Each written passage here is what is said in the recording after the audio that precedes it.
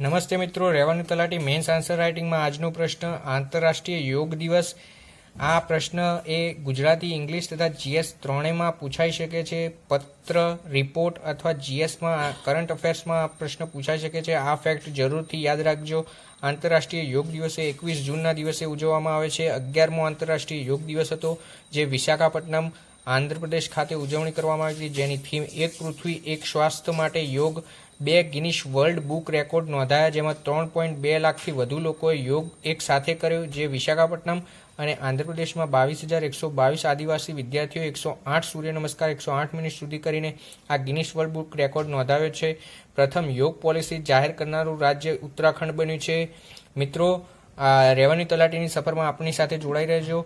હું છું તમારી સાથે જીપીએસસી યોદ્ધા. મળશું નવા પ્રશ્નો સાથે. ત્યાં સુધી લખતા રહો, શીખતા રહો.